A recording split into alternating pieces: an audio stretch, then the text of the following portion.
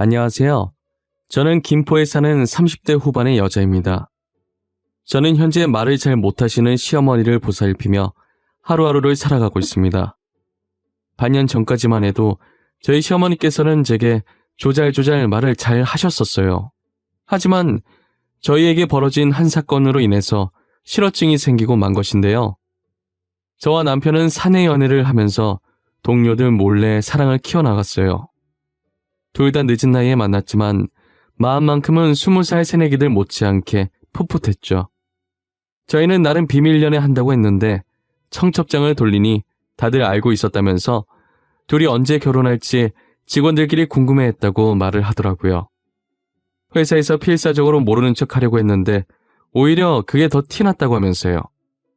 저희 남편은 위로 누나 둘을 둔 막내 아들이에요. 오빠가 있어서 성격이 털털하고 자주 덤벙거리는 저와는 다르게 누나들이 있어서 그런지 정말 세심한 남편이었어요. 제가 생리통으로 고생할 때도 표정만 보고 알아서 척척 잘 챙겨주더라고요. 어디 놀러가면 하나부터 10까지 알아서 계획을 짜오고 여행 가서도 혹시 두고 온 물건이 없는지 다 챙겨주고 정말 세상에 둘도 없을 자상한 남편이었습니다. 단 하나의 단점이 있다면 누나 둘을 뒀다는 사실이에요. 신우들은 제가 결혼해서 식구가 됐을 때부터 탐탁치 않아 하는 눈치였어요. 말투와 표정을 보면 신우들과 한 공간에 같이 있기 싫었어요. 말을 몇 초만 섞어도 기분이 확 나빠지게 만드는 재주가 있으신 분들이에요. 저희 시어머니는 다른 집과 다르게 남편보다 신우들을 더 이뻐하시더라고요. 어디서 좋은 게 하나라도 생기면 신우들에게 주기 바쁘셨어요. 누가 보면 남편을 밖에서 데리고 온 애라는 생각이 들 만큼 차별을 하셨어요. 하지만 남편은 그런 시어머니의 모습에도 아무 불만이 없더라고요. 한 번은 제가 신우들만 챙기는 어머님이 서운하지 않냐고 물은 적이 있었어요. 당신은 어머님께서 형님들만 챙기는 거 서운하지 않아? 나였으면 엄청 기분 나쁠 것 같은데 당신은 안 그래? 나? 아무 생각 없는데? 우리 엄마 저러는 거 누나들한테 미안해서 그런 거야. 엄마는 늘 마음의 짐을 하나 들고 다니고 있었거든. 마음의 짐? 그게 뭔데? 어머님이 형님들한테 잘못한 거라도 있어? 엄마가 잘못한 건 아니고 아마 당신도 차차 알게 될 거야. 엄마가 말하기 전까진 아는 척하지 말고 먼저 말씀해 주실 때까지 기다려줘. 알겠지? 아무래도 시어머니께서 신우들에게 진 빚이 있어서 잘해주신 것 같았어요. 근데 그 빚을 얼마나 졌는지 모르겠지만 시아버지의 재산을 주실 정도로 큰 빚이었나 봐요. 시아버지께서 사업에 성공해서 어마무시한 재산을 시어머니께 남기고 병으로 몇 년 전에 돌아가셨어요.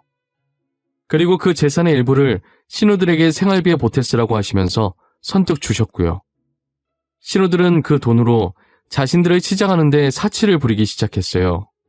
그래서 돈이 금방 바닥을 보이고 말았고 그 뒤로 시어머니에게 돈 받아가는 게 일상이 되었죠. 시어머니께서는 어디에 쓸 것인지 물어보지도 않고 달라는 대로 주셨었어요. 남편에게도 재산의 일부를 줬었는데 남편은 안 받겠다고 거절을 했다더라고요. 자기도 돈 버니까 이 돈은 시어머니 노후자금에 보태려고 하면서요. 하지만 시어머니께서는 돈이 든 통장을 들고 저를 찾아오셨고 남편 몰래 그 통장을 제게 건네주시더라고요. 아가, 내가 우리 막둥이한테 주려던 건데 막둥이가 한사코 안 받는다고 거절을 하는구나. 너가 대신 받아서 너희 생활하는데 보태 쓰거라. 어머님, 남편이 안 받은 거라면 저도 받을 수가 없어요. 이 돈으로 어머님 쓰고 싶은 곳에 쓰세요. 그동안 자식들 키우면서 얼마나 고생하셨어요. 아니다. 그럴 것 없어. 이미 딸내미들한테도 생활비에 쓰라고 줬는데 아들만 안 받으면 쓰나. 정 그러면 막둥이한테는 아무 말 하지 말고 들고만 있어줘. 어머님, 남편이 제가 통장 받은 거 알면 엄청 화낼 거예요. 저 남편한테 혼나기 싫어요. 그러니 얼른 통장 가방에 다시 넣으세요. 아가, 이건 내 마음이 들어가 있는 것인데 그냥 모르는 척 받아만 주면 안 되겠니? 쓰든 안 쓰든 아무 상관없어.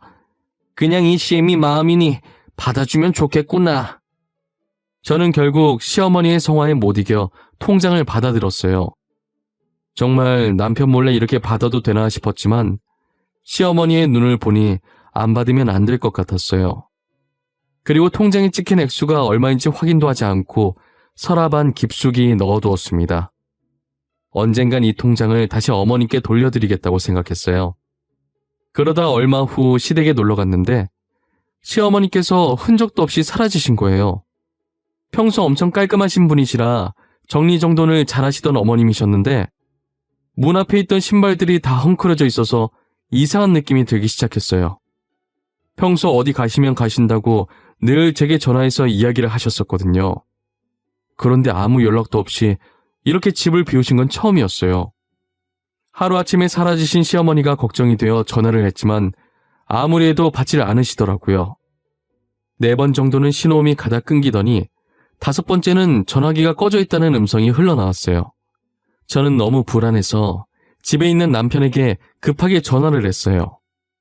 여보, 아무래도 어머님한테 무슨 일이 생긴 것 같아. 집에 아무도 없고 전화를 해도 받으시질 않아. 어머님한테 무슨 일 생긴 거면 어떡해? 나 너무 무서워. 일단 흥분하지 말고 진정해봐.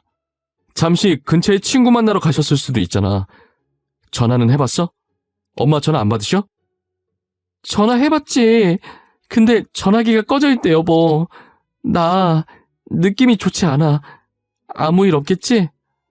근데 왜 이렇게 불안하고 진정이 안 될까? 너무 걱정하지 마. 금방 오실 거야. 배터리가 다 된 걸 수도 있고. 내가 일단 엄마가 자주 다니던 곳에 가서 찾아볼게. 남편은 제 전화를 받고 어머님이 갈 만한 곳을 다 뒤져봤지만 찾지 못했어요. 자주 어울리던 어르신들도 하루 종일 어머님을 보지 못했다고 하더라고요. 그때부터 남편과 저는 어머님에게 무슨 일이 생겼을까봐 심각해지기 시작했어요. 그런데 신우들은 걱정도 안 되는지 제가 전화로 상황 설명을 해도 아무 반응이 없더라고요. 오히려 시큰둥하게 대답을 하고 시어머니를 찾을 생각도 하지 않았어요. 며칠 내내 찾아봤지만 시어머니의 머리카락 하나도 찾지 못했어요. 신우와 아주버님들은 그런 저희를 보고 너무 유난 아니냐고 하더라고요. 엄마 어디 멀리 놀러 갔겠지. 괜히 일 크게 만들지 말고 가만히 있어. 기다리면 어련히 알아서 오실까. 그러니까 올케 너무 유난이다. 누가 보면 올케가 자식인 줄 알겠어. 시어머니 없으면 좋은 건 며느리 아닌가? 형님들, 무슨 말씀을 그렇게 하세요? 형님 어머니시잖아요. 어떻게 어머니가 사라지셨는데 딸이라는 사람들이 이렇게 아무렇지 않을 수가 있는 거예요? 처남댁, 장인어른이 남겨주신 재산으로 어디 여행이라도 가신 것 같은데 진짜 왜 이렇게 오바를 하는 거야? 지금 선 넘으려고 해? 아주버님, 제가 언제 뭘 얼마나 선을 넘으려고 했는데요. 말씀해보세요. 며느리가 시어머니 걱정하는 게 그게 그렇게 선 넘는 행동인가요? 누나들도 너무하고 매형들도 너무하네요. 엄마가 사라졌는데 걱정이 안 되세요? 걱정하는 척이라도 한번 해보세요. 무슨 근거로 여행 갔다고 확신하시는 건데요? 내 말이 그 말이야. 어떻게 그리도 확신하세요? 도대체 어머니께서 그 나이에 혼자서 어디를 가시겠어요? 저 실종 신고를 해서라도 어머님 찾을 거예요. 남편과 저는 표정 하나 안 변하는 신우와 아주버님들에게 한마디씩 하고 시댁을 나왔어요. 그 길로 곧장 경찰서로 달려가서 실종 신고를 했습니다. 저희는 그렇게 3년이 지나도 시어머니의 소식을 들을 수 없었어요. 도대체 어디서 뭘 하시는 건지 저희 앞에 나타날 생각을 하지 않으셨죠. 그러다 누군가 우리 집 문을 다급하게 부서질 정도로 세게 두드리더라고요. 도대체 이른 아침부터 누가 저렇게 매너 없이 문을 두드리냐고 한 소리 할 생각으로 문을 확 제쳤는데 시어머니가 바로 앞에 서 있더라고요. 저는 잠이 덜 깨서 잘못 본 건 줄 알고 눈을 비비고 다시 봤는데 저희 시어머니가 맞았어요. 새하얀 병원복을 입은 채로 맨발에 땀을 뻘뻘 흘리면서 서 계시더라고요. 어머님, 진짜 저희 어머님 맞으세요? 저 지금 잘못 본 거 아니죠? 도대체 어디서 뭘 하다가 이제 나타나신 거예요? 저희가 얼마나 걱정했는 줄 알아요? 아가, 나 좀 살려다오. 나 다시 돌아가고 싶지 않아. 그러니 나 좀 제발 살려다오. 지금 네 신호들 제정신이 아니야. 제발 나 좀 살려줘. 어머니, 왜 그러세요? 진정하고 천천히 다시 말씀해 보세요. 살려달라니요. 형님들이 뭘 어쨌는데요? 네가 제발 신호들 좀 말려봐라. 어? 나 정신병원에 다시 가기 싫어. 너무 무서워. 다들 진짜 제정신이 아니야. 아무도 모르는 곳으로 나 좀 숨겨줘. 어? 정신병원이요? 그게 무슨 말이에요, 어머님? 일단 제가 저희 친정에 데려다 드릴게요. 형님들 저희 친정 모르니까 거기는 안전할 거예요. 걱정 마세요. 저는 흥분해서 횡설수설하시는 시어머니를 모시고 저희 친정집으로 데리고 갔어요. 갑자기 찾아온 것도 모자라 병원복 차림인 사돈을 보고 엄마는 많이 놀라신 눈치였지만 제가 나중에 다 설명하겠다고 하고 잠시만 머물 수 있게 해달라고 부탁했어요. 신우들에게는 시어머니에 대해 따로 알리진 않았어요. 하지만 병원에서 신우들에게 연락을 한 것인지 신우들이 저희 집으로 들이닥친 거예요. 오자마자 정신 나간 사람 마냥 미친 듯이 저희 집을 뒤지기 시작하더라고요. 엄마 왔지? 어디 갔어? 엄마 어디로 빼돌렸냐고! 여기로 온 거 아니까 당장 나오라고 해. 3년 전에 사라진 시어머니를 갑자기 여기서 왜 찾아요? 여기로 온 거 알고 있다고요? 혹시 시어머니 만나셨어요? 어디서요? 그건 몰라도 돼. 진짜 여기 안 왔어? 분명히 여기 말곤 갈 곳 없는데 그 할망구 도대체 어디로 사라진 거야? 어디서 시어머니 비슷한 사람을 보고 따라 들어온 건진 모르겠는데 저희 집에 지금 저랑 남편밖에 없어요. 그래도 계속 여기서 이러고 있으실 건가요? 제가 시어머니 못 봤다고 시치미를 떼니까 신우들은 저를 째려보더니 다시 집을 나가더라고요. 그리고 남편과 저는 한참 뒤에 다시 친정으로 향했어요. 사돈이 아까까진 겁에 질린 것처럼 물도 못 먹고 온몸을 떨더니 이제야 정신을 조금 차리신 것 같아. 도대체 이게 다 무슨 일이니? 엄마, 진짜 고마워. 그리고 너무 미안해. 나도 지금 아는 게 없어. 아까 어머니께서 너무 흥분하셔서 말을 제대로 못 하시더라고. 수은아, 엄마는 걱정이야. 사돈 저 상태로 집에 혼자 둬도 되겠어? 당분간 우리가 모시고 있어줄까?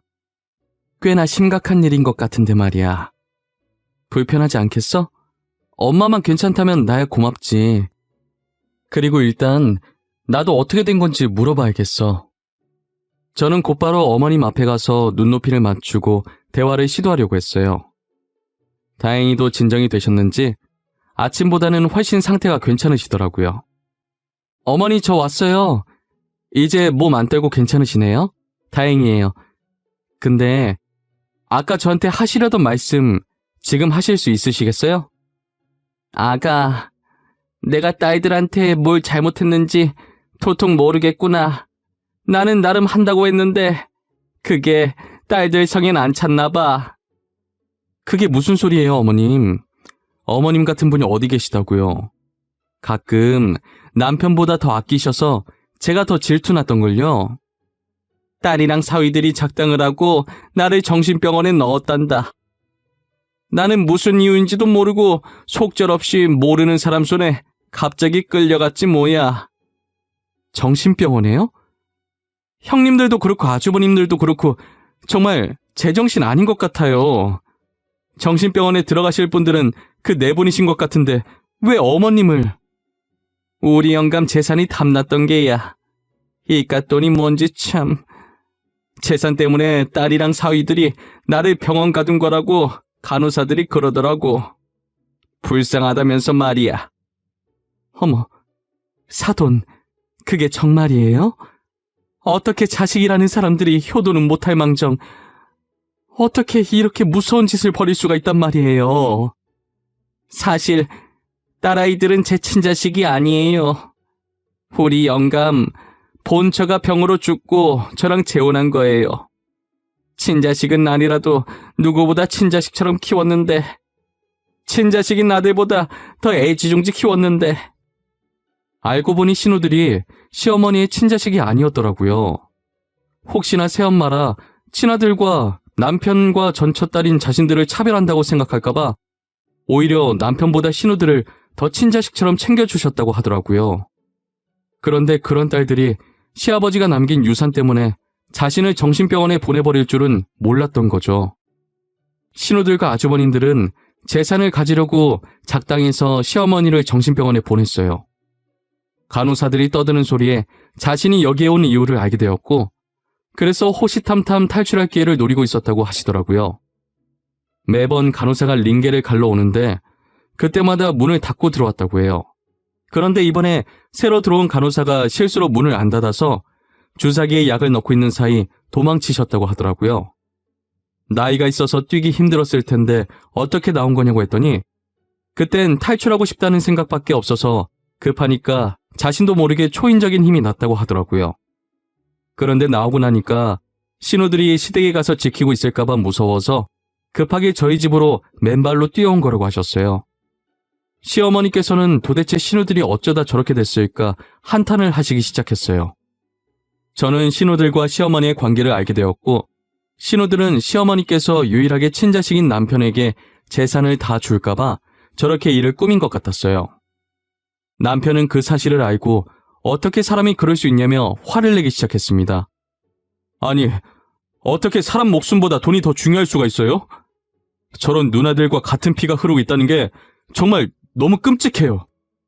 계모는 계모인가 봐. 절대 계모는 친엄마가 될 수 없는 것 같구나. 나는 내가 노력하면 친엄마가 될 수 있을 거라고 생각했거든? 근데 그건 내 착각이었어. 엄마, 누나들이 이제 무슨 일을 벌일지 몰라. 병원에서도 탈출했으니 더한 걸 준비할 수도 있어. 그러니까 그 전에 아버지 재산 모두 기부하자. 남긴 거 싹 없애고 편하게 살자, 어? 그래, 그러자꾸나. 나도 이제 편하게 살고 싶구나. 나도 이만큼 노력했으면 많이 한 것 같다.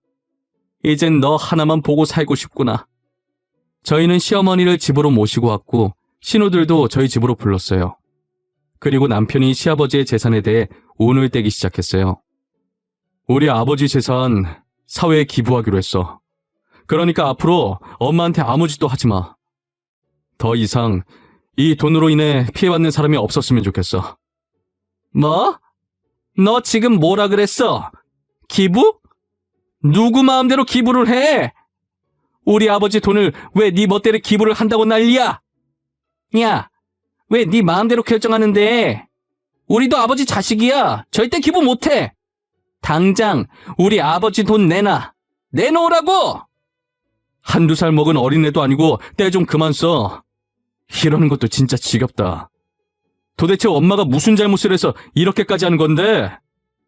아, 난 모르겠고 빨리 아버지 돈이나 내놔. 이 집 엎어버리기 전에 내놓으라고. 나 그 돈 없으면 이혼할 수도 있어. 그러니까 얼른 내놔. 우리도 돈 없어. 이미 변호사 만나서 기부하는 걸로 얘기 다 끝났거든. 그러니까 엄만 우리 엄마 그만 잡아. 알겠어? 남편의 말에 신우들이 만만한 시어머니께 돈 내놓으라고 달려들기 시작하더라고요. 시어머니께서는 난리치는 꼴을 보다가 충격을 받고 쓰러지셨어요. 병원에 나온 지 얼마 되지 않아서 그토록 가기 싫어했던 병원에 다시 들어가게 되었죠. 시어머니는 그간 정신병원에 있으시면서 건강이 예전보다 많이 안 좋아지셨어요. 거기에 충격으로 실어증까지 오셨고 병원 신세를 피할 수 없게 되었죠. 신우들은 시어머니께서 입원을 하시는 동안 병문안을 한 번도 안 오더라고요. 시어머니의 병간호는 제가 하게 되었어요. 시어머니께서는 늘 제게 미안함과 고마움이 담긴 눈빛으로 저를 바라보셨어요. 말을 못하시지만 저한테 진심은 잘 전해지더라고요. 저는 비록 대답은 못하시지만 그래도 심심하지 않게 시어머니께 조잘조잘 말을 걸었어요. 언젠간 제 진심도 시어머니께 잘 전해져서 다시 예전처럼 말을 할 수 있길 바랐어요.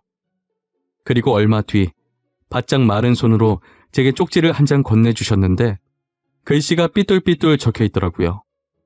저번에 제게 줬던 통장에 들어있는 액수를 한번 확인해 보라고 하셨어요.